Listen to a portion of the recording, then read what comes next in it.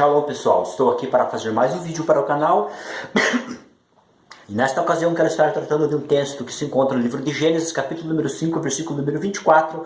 Segundo a versão bíblica que eu tenho aqui, que é a Ara, nos traz a seguinte leitura: Andou Enoque com Deus e já não era, porque Deus o tomou para si. Esse vídeo estarei fazendo referente como uma resposta via de fato que em um canal chamado Arena Apologética no YouTube houve um suposto exegeta que afirmou categoricamente que esse texto de Gênesis 5:24 mostra que dentro de um idiomatismo e até mesmo dentro do texto hebraico, que Enoque de fato morreu. Até usa um termo que ocorre ali dentro do texto em hebraico. Bem, nós estaremos analisando esse texto, se de fato, dentro da estrutura morfossintática, realmente o texto indica isso.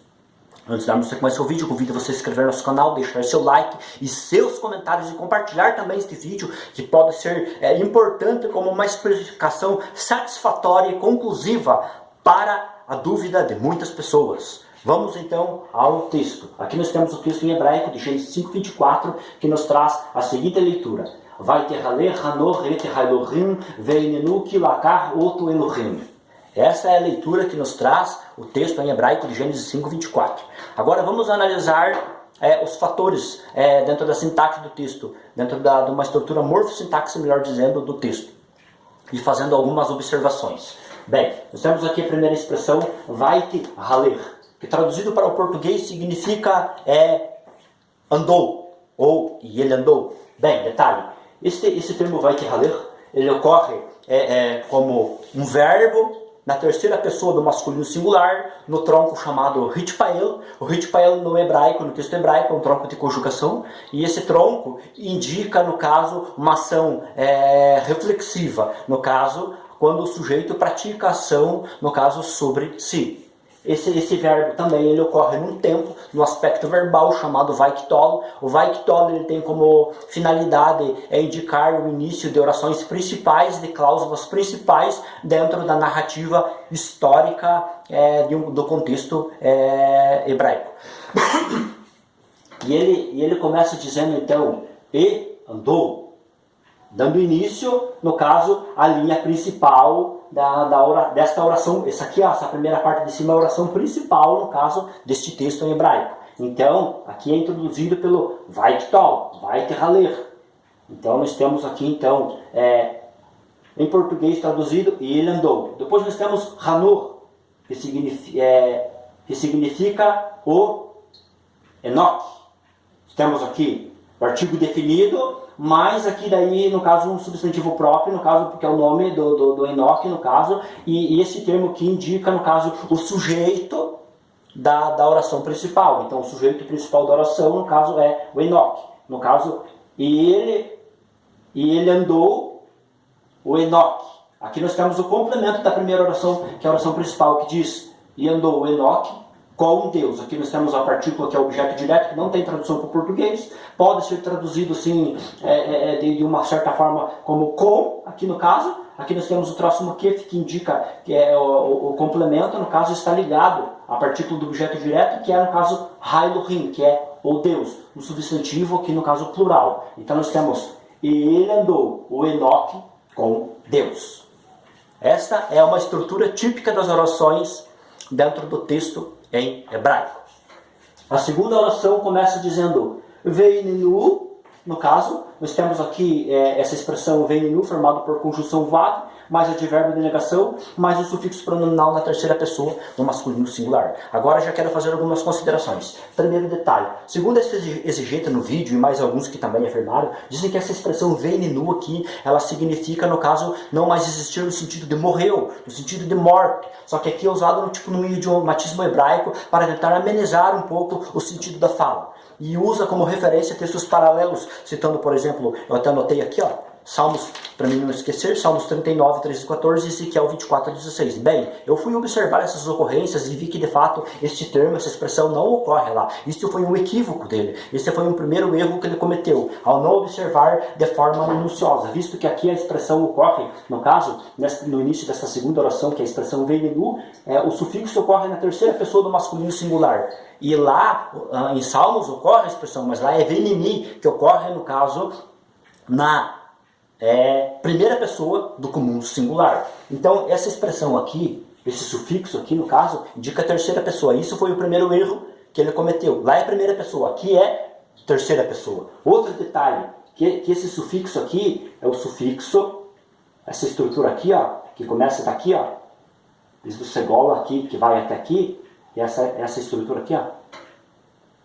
Essa estrutura aqui indica a estrutura de um nun enérgico. O nun enérgico é usado em orações onde, no caso, apresenta essa expressão aqui com o nun energético, indicando, no caso, um termo, no caso, absoluto de uma negação, no caso, de algo que realmente não mais existe, não mais foi visto. No caso. Então, por isso que aparece nesta forma aqui, no caso, esse tipo de sufixo, no caso, onde é ligado a esse advérbio de negação. E detalhe, é muito semelhante ao sufixo pronominal da primeira pessoa do comum plural, que é assim, ó.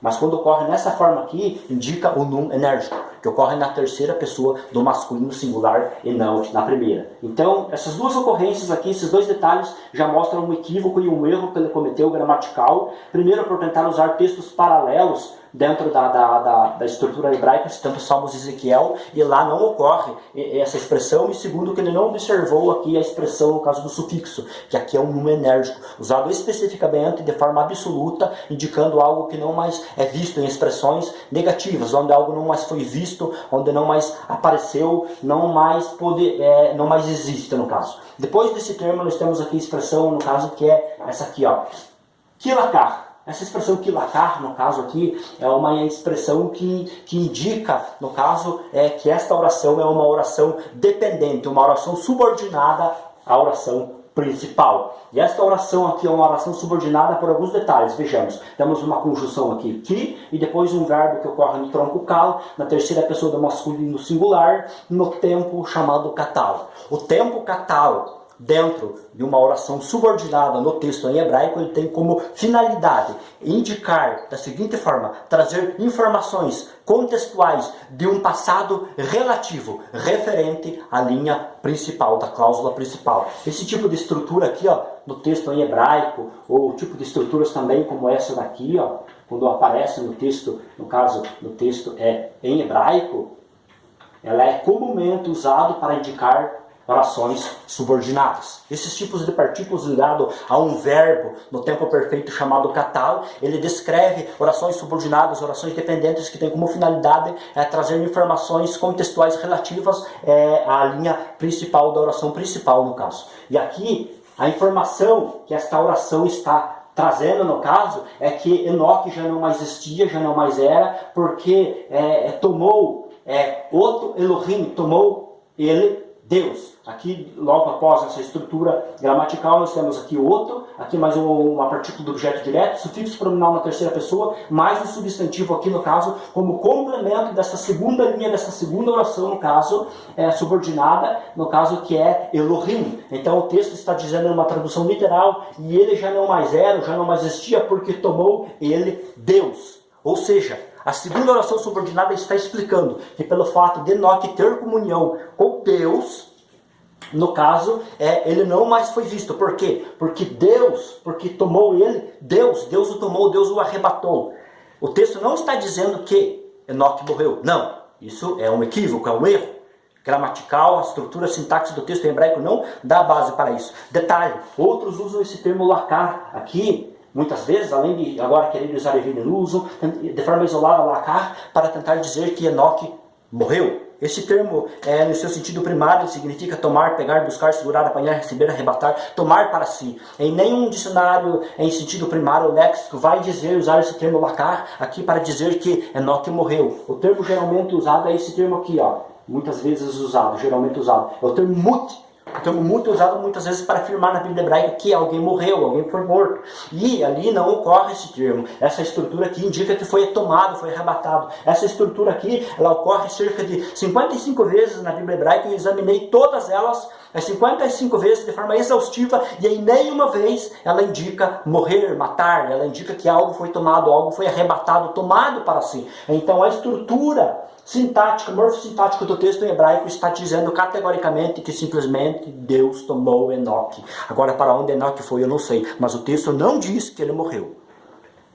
Agora, só para um complemento, Hebreus 11:5, segundo a tradução literal do Dr. Wilson Schultz, nos traz a seguinte leitura, em Hebreus 11:5, diz assim, ó: por fé, Enoque foi transladado para não ver a morte.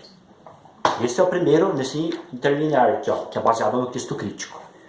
O segundo texto que eu tenho aqui é esse aqui, ó, que é do Paulo Sérgio e Odair Olivetti, que diz assim, ó: por fé, Enoque foi transladado para não ver a morte. Então nós temos aqui dois textos numa tradução literal do texto grego, do Novo Testamento, que também afirma a ideia que Enoque morreu. Então eu concluo na minha fala que, diante da sintaxe do texto hebraico, em Gênesis 5:24, Enoque não morreu, mas ele foi arrebatado, foi levado para algum lugar para estar eternamente até hoje com Deus. E isso é afirmado pelo texto de Hebreus 11:5 no texto grego.